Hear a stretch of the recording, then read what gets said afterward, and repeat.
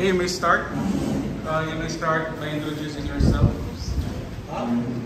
Sila. Introduce na yung sarili ninyo.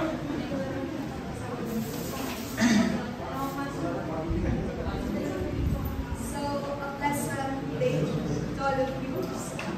So, we are the group 2.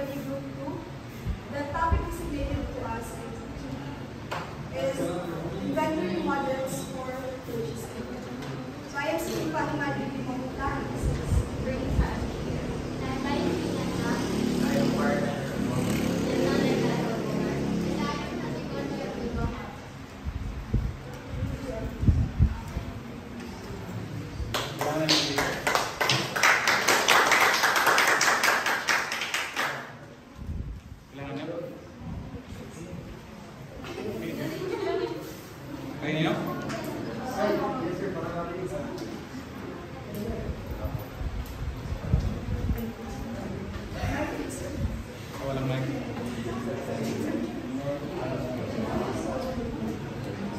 May isagsak lang doon. Hindi na kailangan ng clicker. Kailangan ng clicker. So pag isagsak lang doon yung pan.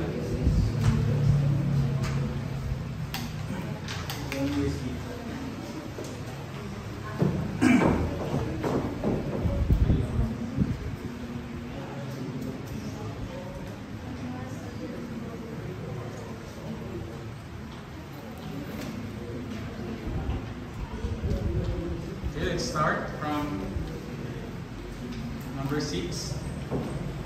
1, 2, 3, 4, 5, 6.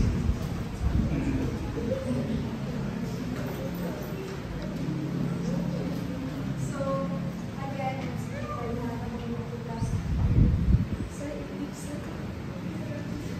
Oh.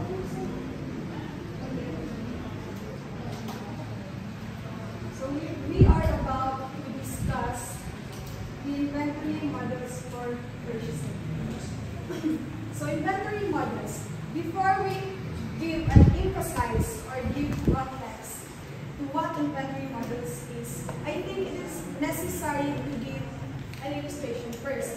Let's say, for example, that an entity or given for example that we represent the entity and we are going to acquire 100 units of inventory. But the thing is, we have to acquire the inventory immediately. However, hindi naman kasi agad-agad nakakakuha ka na ng 100 units of inventory, but you need to acquire gradually or little by little. So the question is, how do we purchase a number? The question is, what number of inventory do we need to purchase and when do we need to order?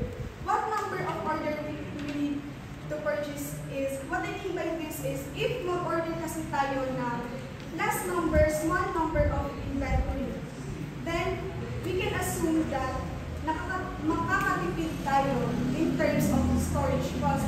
Kasi nga, small number of inventory, and the small number of inventory is the faster it can be sold in public. So, we don't have to spend too much in storage cost. However, we have to consider the fact that even if nakatipid tayo in terms of storage cost, but even if nakatipid tayo in terms of storage cost, is mapapamahal naman tayo in terms of ordering cost kasi small number of inventory, meaning na we purchase inventory from time to time. So on the other hand, if we plan to purchase a bulk of orders of inventory, kasi nga gusto namin makatipid in terms of storage cost, kasi in terms of ordering cost, kasi nga pag maliit na mapapamahal naman kami sa ordering cost. So pag malaki naman, we are assuming na makakatipid kami sa ordering cost kasi at once na kami mag-order. But the problem again is, sa storage cost naman kami mapapamahal kasi the higher the number of inventory, the slower it can be sold in public. So, the main idea of inventory models is it aims to maintain balance between the storage cost and the ordering cost. Kumbaga, it aims to maintain balance between the storage cost and inventory. So moving forward, so these are the objectives of this lesson: purposes and cost of keeping inventory, optimal order quantity. These are the models of inventory: optimal order quantity, inventory cost, and others. Yes, inventory cost. When to place an order, how much to order when quantity discounts are offered, and what items in the inventory monitor use. So the purposes and cost of inventory. So every organization, entity, firms has different purposes why they stored an inventory. Pero we had to note that we are storing inventory for our own benefits. That's why purposes and cost of inventory serve somewhat as the pros and cons. So first thing is to facilitate manufacturing process. In a manufacturing firms, they are storing inventory for them to run their manufacturing smoothly. In order for the manufacturing to be efficient, kasi the reason why we are storing inventory is para to avoid delays or stoppage. Next one is to take advantage of abundant supply. This could, let's say for example na in an agricultural sector or food sector, by that time, diba sa agricultural sector or food sector na, there are times kasi na peak season nila. So, they are taking advantage of that abundant supply kasi by that season, na mas cheaper yung inventory na binibenta. Third is to hedge against inflation. So, para mas maintindihan, I would like to give an illustration. Let's say for example na, me for example is planning to build a house in the future. So, para to hedge against inflation, in a way na nag-i-impact na ako ng inventory, and that inventory is, yung i-impact ko na inventory is the materials na gagamitin ko sa bahay ko in the future para mas mapamura. Kasi as early as na, kailangan ko nang mag-impact kasi tumataas kasi yung prices ng mga materials. So, that is for number 4. To meet the regular supply and demand. So, for number 4, it would be continued by Ms. Farley. Now, let's move on to number 4, which is to beat irregular supply and demand. Yung demand and supply, minsan pataas yan, pababa. So, ang pinaka-best na gawin is, of course, malaki yung supply na i-purchase natin. And the fifth one is enjoy quantity discount. The more na marami i-order natin na inventory, the more na makakapit tayo. The sixth one is to avoid stockouts and shortages. Minsan kasi, kapag nauubusan tayo ng inventory, this can lure away our customers. Kasi if, kunyari, 100, meron tayong 10 remaining inventories. Tapos, yung customer natin gusto nila ng 20. So, instead na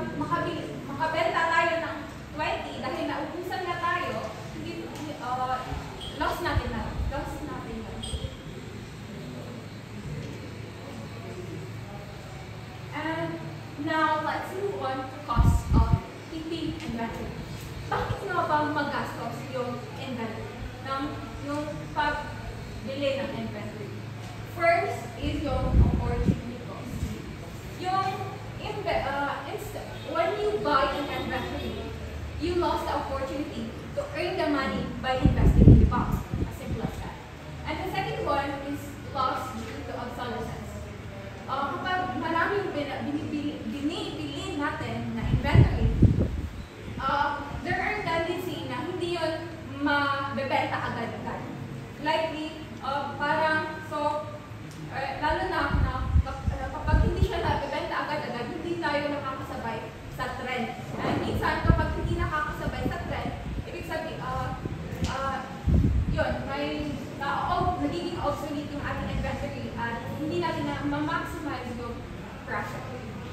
And letter C is loss due to product deterioration, which means na dahil nga malaki yung inventory na purchase natin, nagdi-deteriorate, or like, for example, is yung example dito is yung mga highly perishable na mga inventories. Now, which is, kapag nag-expire, hindi natin siya mabibenta. And lastly is yung operational cost. The more na malaki yung inventory. So, the next will be discussed by Mr. Franco. So, I'll be continuing since next stop siya sa operational cost. So, again, sa operational cost, ito yung na-earn natin every time na nag-stock tayo ng inventory. Let's say, for example, is, di ba, yung warehouse, part yun ng operation, di ba? So, for example, we store our inventory and then we incur electricity, for instance. Another thing is that if nag-acquire tayo ng air condition for cooling of the facility, or either way, kung kailangan mong i-secure yung warehouse mo, you will incur labor costs. So those costs pertains to the operational cost, which is one of the costs na na-incur natin every time na nag-store or nag-keep tayo ng inventory.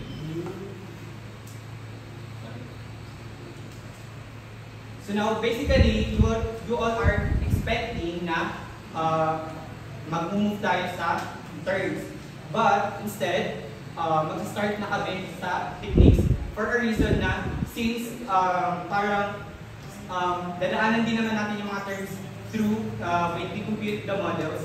So parang mas efficient na through the discussion, saka lang namin i-discuss. Kasi if ever in a set file lang namin siya i-discuss sa inyo, mas malaki yung chance na makalimutan nyo, lalo na kapag yung term is sa part na model na nasa last. So, inventory control techniques, di ba? Naintindihan na natin kung bakit tayo gumagamit ng inventory models in terms of purchasing our inventory, di ba? Para maka-less tayo sa first, sa operational cost and sa holding cost. So now, there are techniques and models na ginagamit para maka-less tayo doon sa dalawang cost na yun. First is sa economic order quantity. Sa economic order quantity, it answers the question na ilan ba dapat yung i-order natin kapag nag-place tayo ng order. So let's say for example, 200 ba, 300 ba per order. So yun yung sinasagot kapag nag-compute tayo ng economic order quantity. But before mag-compute, let's first understand the assumptions. So these are the assumptions na ina-assume natin, and of course, assumption, di ba? So first is, demand and lead time are known and constants. So when we say demand,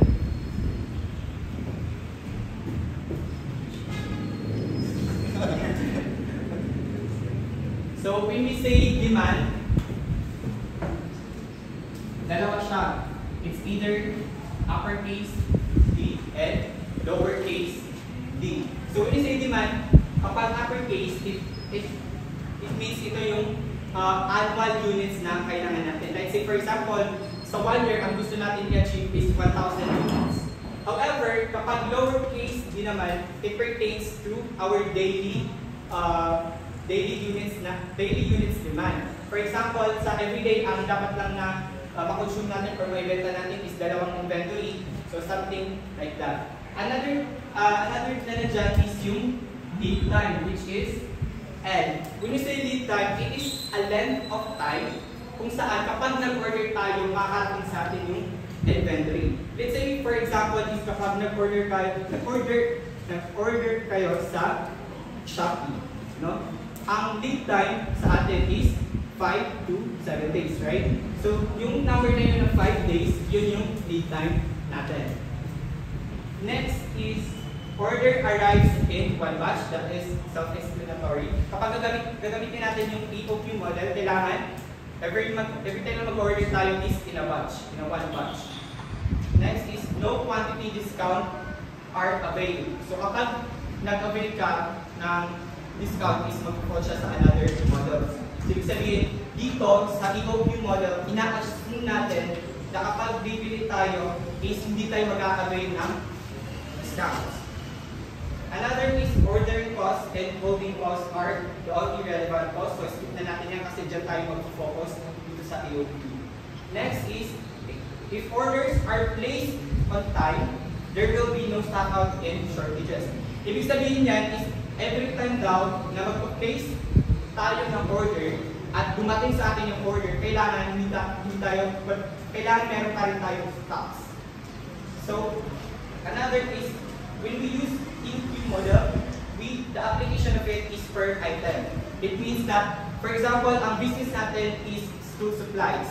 So per item, ang gagamitin natin ng EOQ, let's say, meron kang inventory for ball pens, notebooks, and rulers. So now, kung gagamitin mo yung EOQ, gagamitin mo lang siya into one item. For ball pen lang, one EOQ for notebooks lang, and two rulers. Hindi pwede na halo-halo. Yun yung ina-assume natin kapag sa EOQ. So again, babalik tayo dun sa ordering cost and coding cost. So since di ba na-discuss na sa atin yung ordering cost it is the cost we incur every time na nag-order tayo. And then, yung sa holding cost is ito yung cost na incurred natin every time na mag-store tayo ng inventory. So now, di ba? Merong formula sa EOQ which is optimal quantity is equal to square root of 2 DOH.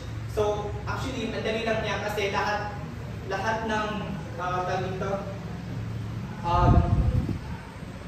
yung mga letters dyan is pinoprovide yung mga given sila. So ang question is, paano tayo mag-derive dyan? So di ba, ang sabi doon, ordering cost and holding cost are the only relevant. So let's say yung ordering cost is O, and then H naman yung sa holding cost. Kasi diba pag sinabi kasi optimal, diba meron start sa asterisk, ibig sabihin ng optimal quantity, ibig sabihin na yung ordering cost natin at saka yung holding cost are equal. So now, paano tayo mag-derive doon sa 2DOH na yan? So first is, kunin muna natin yung annual. Again, it is an annual ordering cost. So, para mahanap natin si annual ordering cost is, we will first know kung the numbers of time we ordered.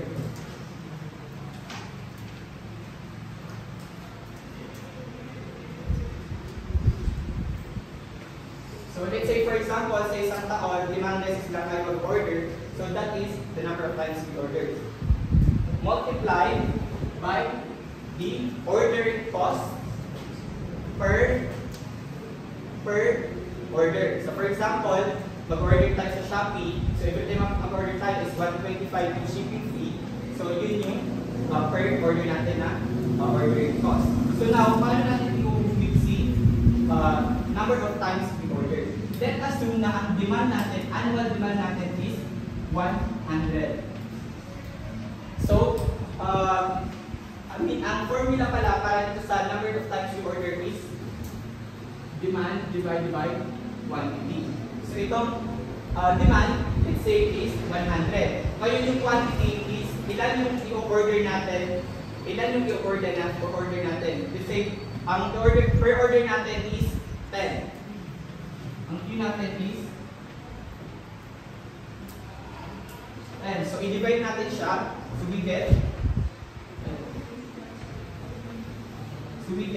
So, ibig sabihin, sa isang year, sa annual year, sa isang year, 10 times lang tayo nag-order. So, now, kung multiply natin sa ordering cost, let's say 125. So, 10 times 25.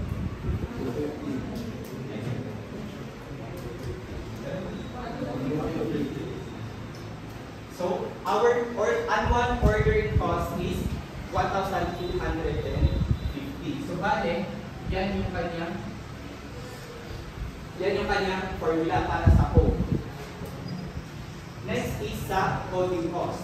So, para makuha natin yung coding cost, kailangan mo natin kunin yung average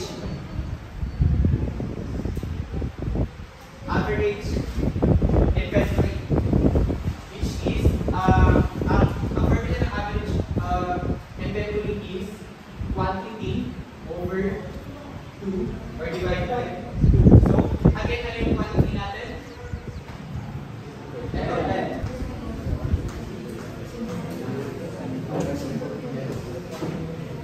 Okay, so now, let us read the sample problem. After Flight Corps heard about the EOQ model and would like to determine the optimal order quantity that will reduce its annual inventory cost. Given its annual demand, which is 1,000 units,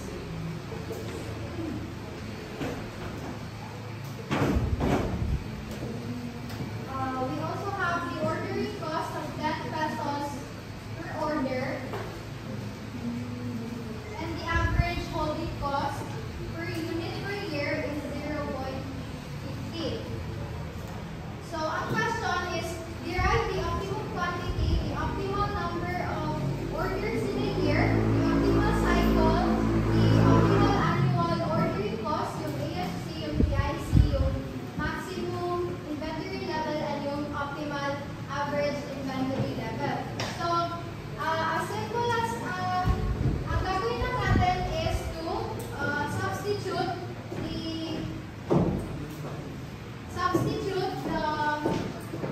yung given to the formulas na na-provide kanina. So, the first na i-compute natin is yung optimal economic order quantity. So, ano nga yung formula ng EOQ? That would be optimum quantity is equivalent to square root of 2 times 3 times O over 8. Then, substitute. 2 times, ilan yung demand natin? 1,000 times the ordering cost natin over the holding cost ng 0.5. So, total optimum quantity natin would be 200 units.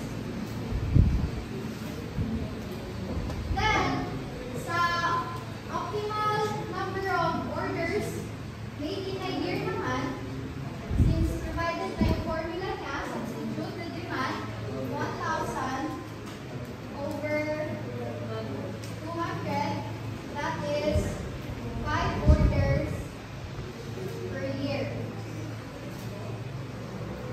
Next, yung optimal cycle.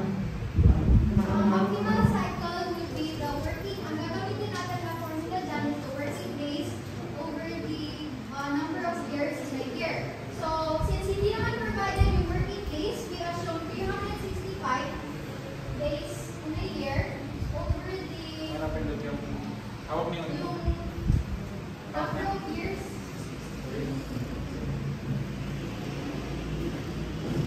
ipindot yung button para pindot mo.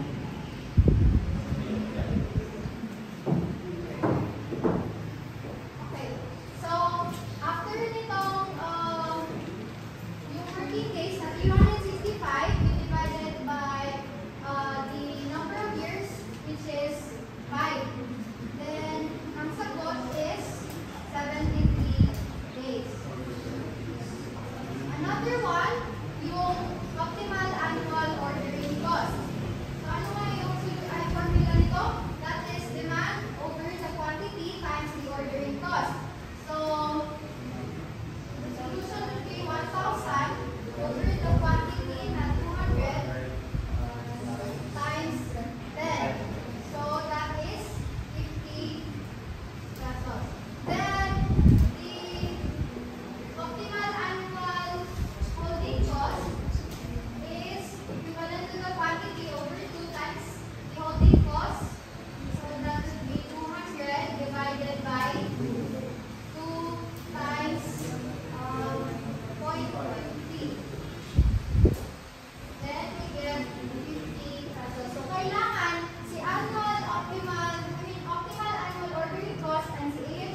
is equal.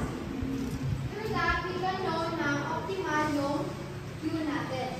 And then, the next one would be the F. Yung sa F, that is the total inventory level, we compute it as yung sum nitong dalawa. So that is 50 plus 50, 100.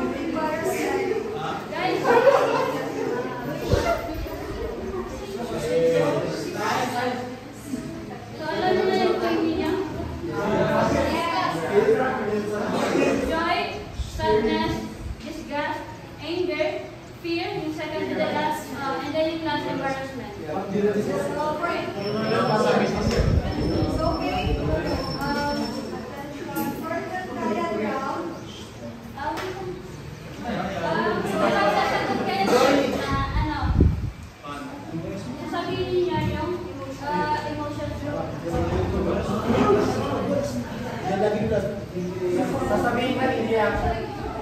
Sasabihin niya, hindi ko sumaunod. Iyan, ang kanyang emotion. Halimbawa, for example, nanaw na sila na kanyang sila, before sila magsagot is, i-ask na nila yung emotion nila. So, let's have a trial test.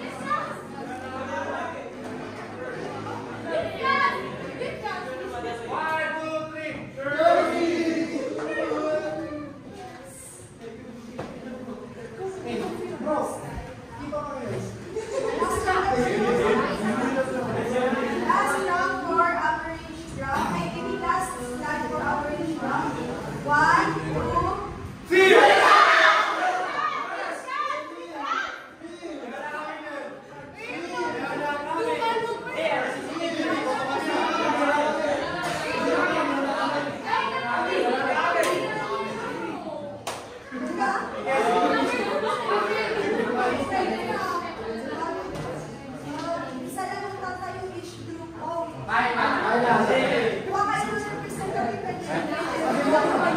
May price kayo? Pwedeng tapos sa balik siya, tapos yung dalawang si Joy at saka Salvi sa 5 difficult round.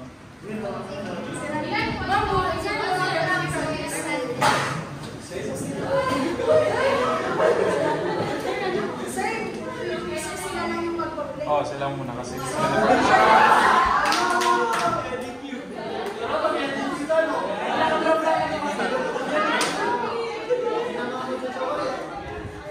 Lagi lang sila, panalo na sila.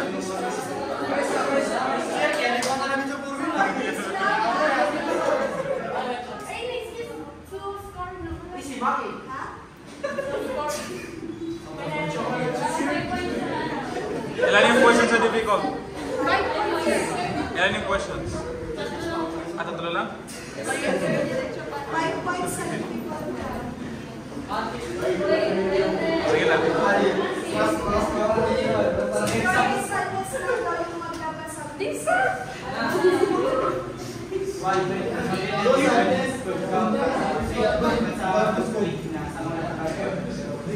Gawin kaya! Bawal yun ba? tayo.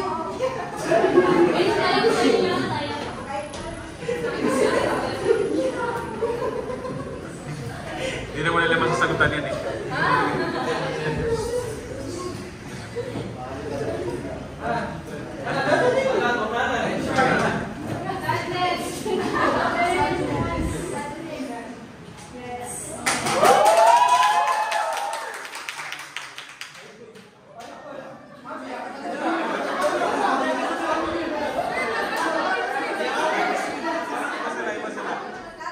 Iba sila.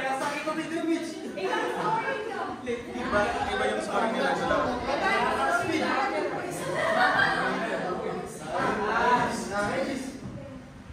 Kailangan kami.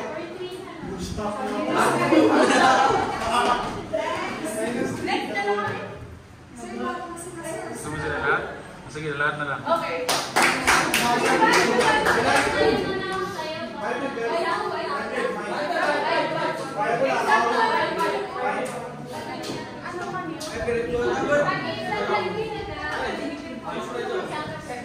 Hindi kami full count kasi napalagyan ang full count na ayun na yung lambat ko yun.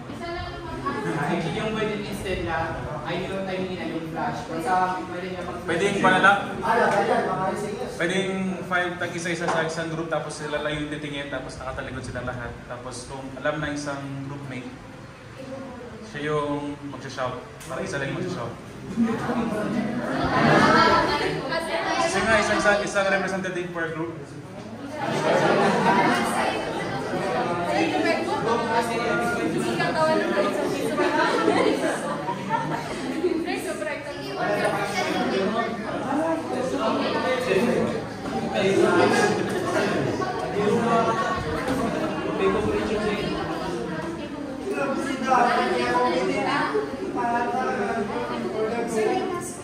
Ano? So, ginawa sabi ni Sir na kung ito, lahat nasa tayo tas isang representative na nakaharap. Hindi pa ako na representative. Para kasi hindi siya magulo sa akin. Isa lang daw yung representative din, the rest na talikod. So, hindi sa representative, may nakaharap ka niyan. Pwede mag-flash nung one na. Mike? Pero nakuha sila. Malabas? Sanda. Sa pagsagot ng group.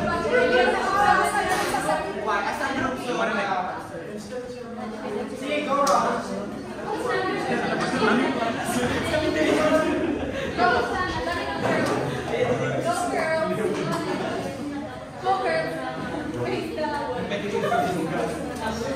Okay, sa punishment na face doon.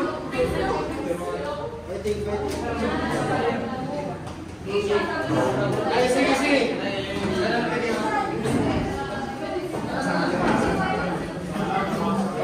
Ako dito.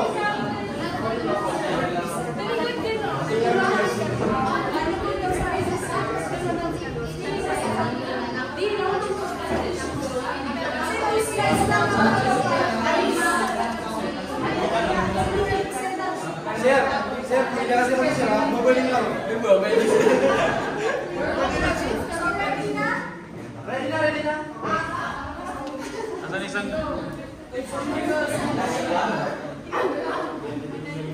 Then after mo panghulaan, pero kayo halkar.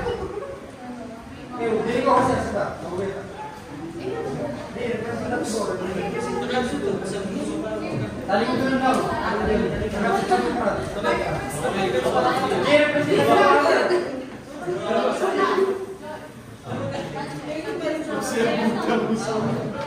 Sige na, go.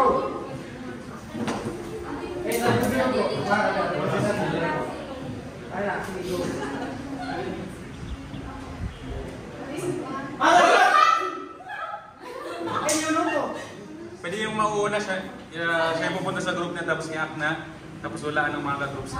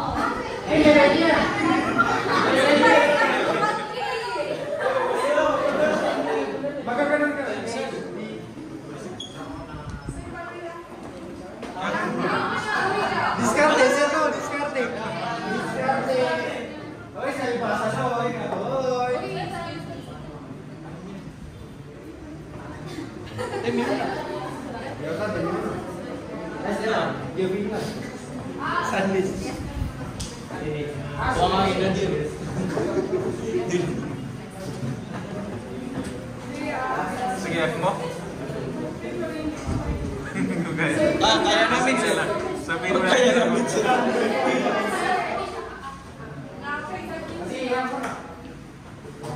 Sige naman na. May answer na sila.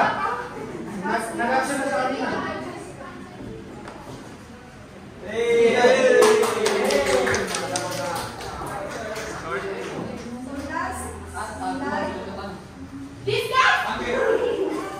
Siya yung nauna. Siya. Sige, go. Hindi ko alam. Iya ka na ba yung kulinan? Ninilahiran. Default. Ninilahiran. Oy! Balik. Ay, pagkitong na ba siya? Oy, balik.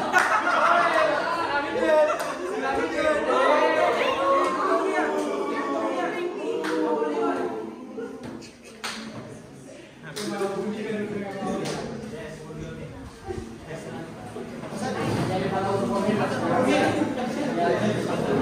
Si Malu ka pa.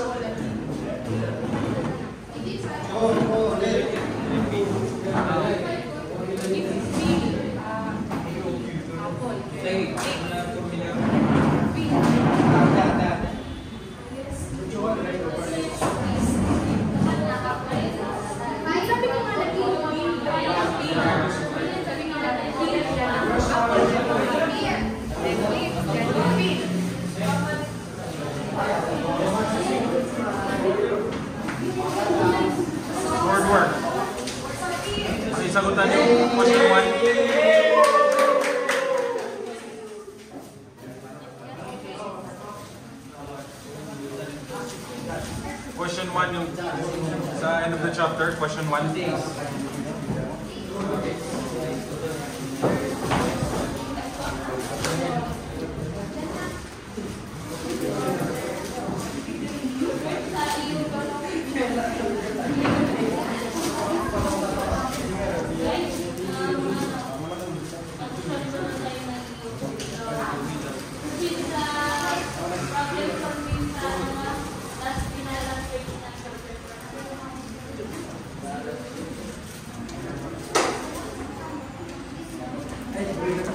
Ang isulat sa board yung given.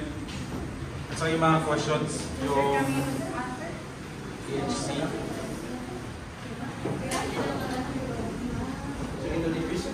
Hindi pa. Practice pa lang yan sa quiz. Yung lang yung quiz. Next option na yung pulang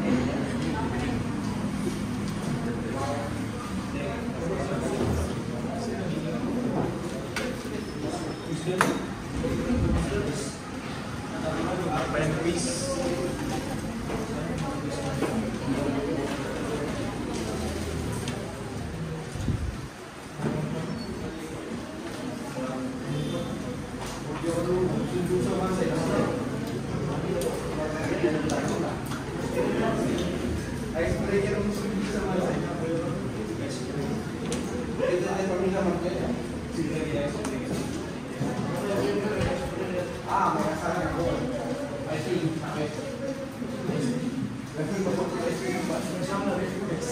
Kahit sino gusto mag-volunteer.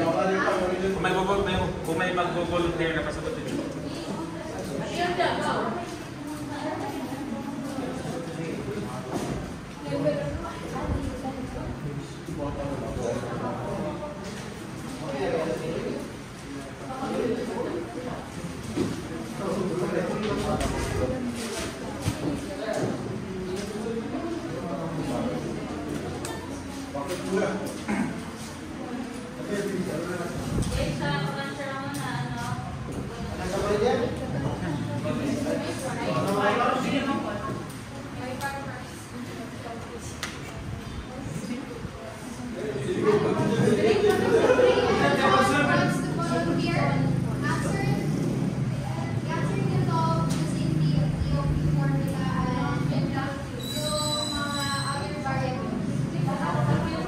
Isa-isa lang.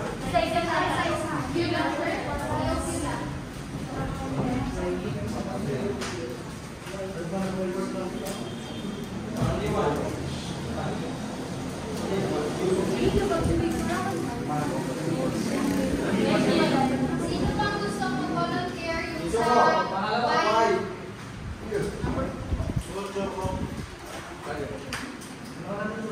May sasawa yan.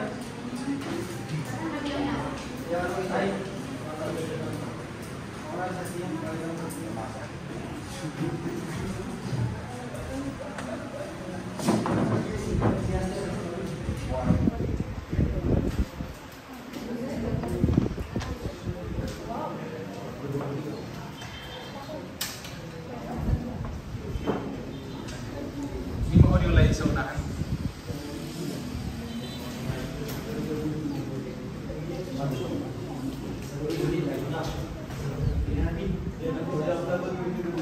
Sino yung gusto sa optimal side?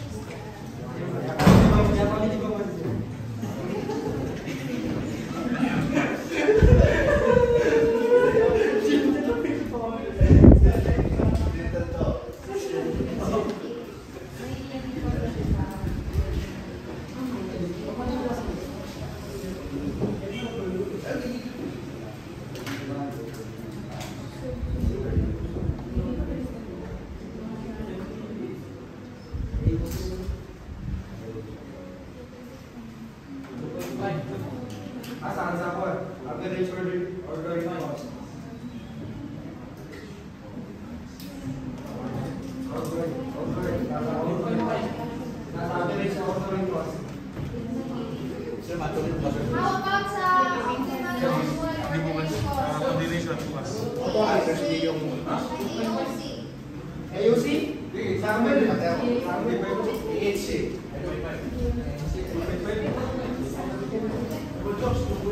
Ano yung AOC? Nag-ulitor ka na.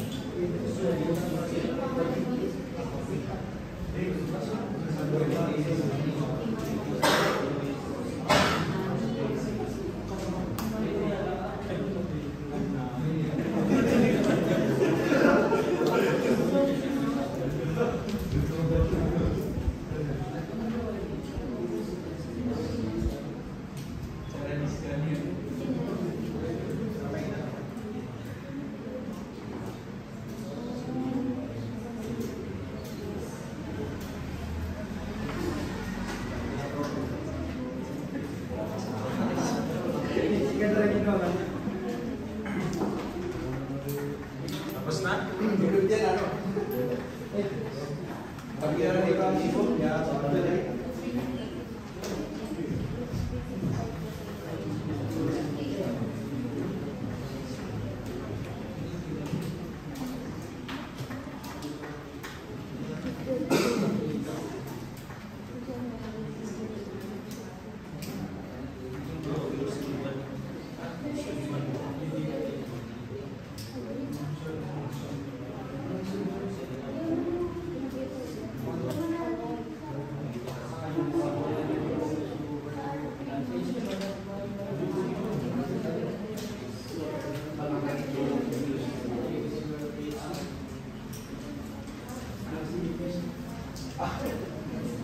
Yan, nakarating na yung quiz. Tapos na ba?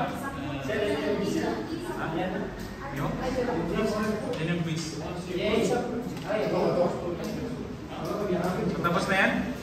Yes, sir. Tama? Okay. So our quiz will only be EOQ. Yung mga formulas na yan. But with a trick. So you get one half sheet of paper.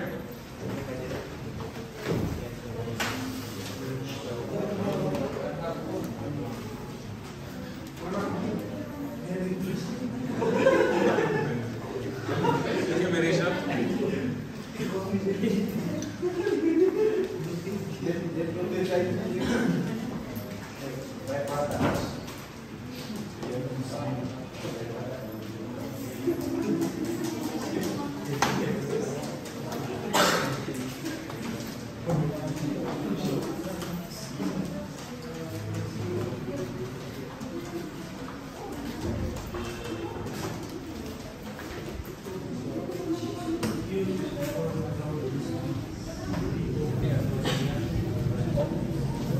Cycle ba? Cycle? Cycle?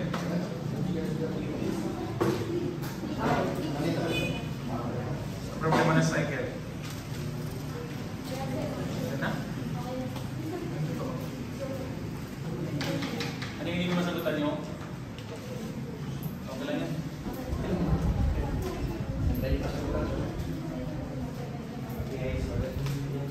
Pag dinivide yung 365 days, yun ba yung problema nyo? The number of times.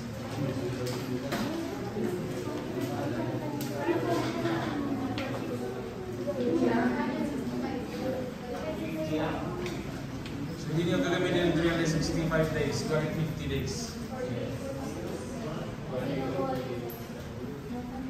Saan nanggaling yung 250 days? Hindi ko alam.